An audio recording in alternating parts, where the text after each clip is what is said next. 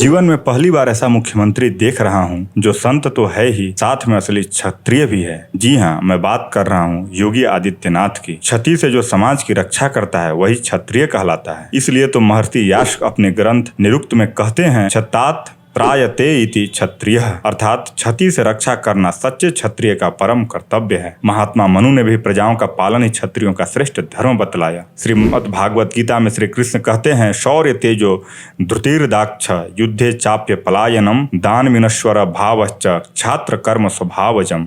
शूरवीरता, तेज, धैर्य, चतुरता और युद्ध में न भागने का स्वभाव एवं दान और स्वामी भाव ये सब क्षत्रिय के स्वाभाविक कर्म हैं। ऐसा ही एक सुंदर वर्णन राजस्थान के रजवट साहित्य में भी मिलता है। सीधो रजवट परखनो ए रजवट अहनान, प्राण जठे ये रजवट नहीं, रजवट जठे न प्राण।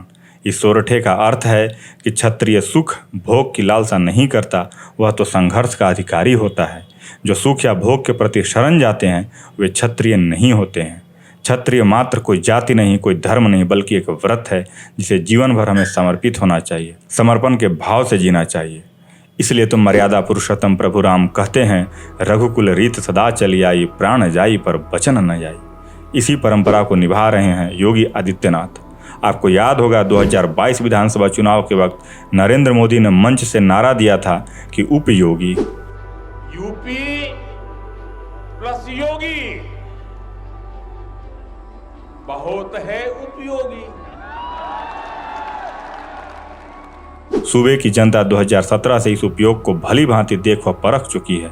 इसलिए पुनः 2022 में विपक्षी दलों को टोटियां पकड़ा दी और लखनऊ योगी जी के नाम कर गए। खैर, टोटी टीपू सहित अन्य की हालत देख करके मुझे डायलॉग याद आता है कि योगी बाबा बोल रहे हैं, सबको आती नहीं और मेरी जाति नहीं। जॉन अब्राहम की फिल्म बाटला हाउस तो देखी ही होगी आपने। उसमें पुलिस जब उत्तर प्रदेश में आतंकी को तलाशने जाती है तब सपा नेता पुलिस पर हमला कर देते हैं। कमोबेश वही स्क्रीन प्ले आज के इनकाउंटर के बाद रियल में प्ले होता दिखा, जब टीपू ने आंसू बहाते हुए इनकाउंटर को फेक करार दे डाला। विकास दुबे पर भी एतबार इजहार कर चुके थे, बल्कि उन दौरान तो नई तकनीक दुनिया के समक्ष रखे थे। गूगल मैप पर गाड़ी को पलटते हुए देख सकते हैं। शायद इसी टेक्निक ने अतीक की गाड़ी बचा दी होगी, क्योंकि टीपू गूगल मैप पर लाइव देख रहे थे। वैसे विकास दुबे पर जातिगत भावनाएं भी खूब उमड़ी थी।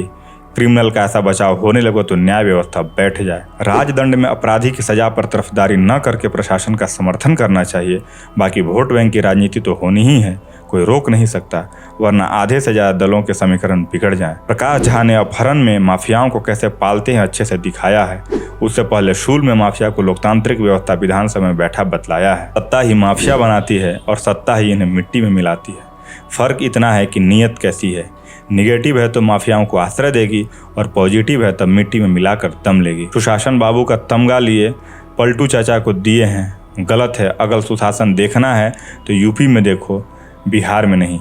2027 टर्म के बाद यूपी को बाबा ऐसे मॉडल में पेश करेंगे। बाकी आगे के विधानसभा चुनाव बाबा के इसी मॉडल पर लड़ा जाएगा और जीता जाना है। तब वैश्विक पटल पर भगवा वस्त्र धारण किए भारतीय संत परंपरा से राष्ट्र ऋषि योगी बाबा भारत का नेतृत्व करेंगे। पहले कार्यकाल में एग्रेसिव अधिक थे, लेकिन दूसरे कार्यकाल में बैलेंस है। धैर्य, शांति और एंग्री यंग मैन में अच्छा तालमेल है। इसे समझने के लिए मार्वल हल्क को देखें।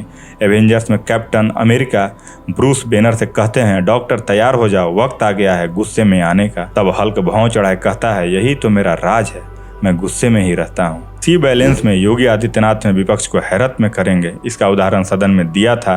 क्या बात कर रहे हैं, मिट्टी में मिला देंगे। और उन्होंने वादा पूरा किया। अतीक अहमद के बेटे को दिन दहाड़े दौड़ा करके पुलिस ने मारा और बता दिया इस देश को राज्य में शासन का कानून चलेगा, न कि अपराधियों का, माफियाओं का। वही अतीक अहमद जो सपा और बसपा के बल पर उड़ा करता था और दिन रात किसी को भी मार दिया करता था और किसी भी महिला का बलात्कार किया करता था, आज वो रो रहा है और लोग उसे गाली देते हैं जब वो कोर्ट में आता है पेश होने। तो सिर्फ नेता का फर्क होता है, जो जैसा करेगा वैसा ही भोगेगा। यहाँ कुछ भी उधार नहीं है। आप आज हाथ डालोगे तो आज ही जलेगा, न कि अगले जन्म में। अतीक अहमद ने हाथ आग में डाल दिया था तो इसी जन्म में जलना था, न कि अगले जन्म में। अब उसे जो शोक हो रहा होगा, जो संताप हो रहा होगा कि बेटा मारा गया, वो पीड़ा महसूस कर सकता है जब किसी का वो बेटा उजाड़ता था, जब किसी का वो घर उजाड़ता था और जब किसी माँ का गोद सुना करता था। ये हमारी टेक थी। आपकी क्या राय है इस मुद्दे पर कमेंट सेक्शन में कमेंट करके बताइए। और वीडियो पसंद आई हो तो लाइक करें और चैनल पर नए हैं तो चैनल को सब्सक्राइब करें। Thank you.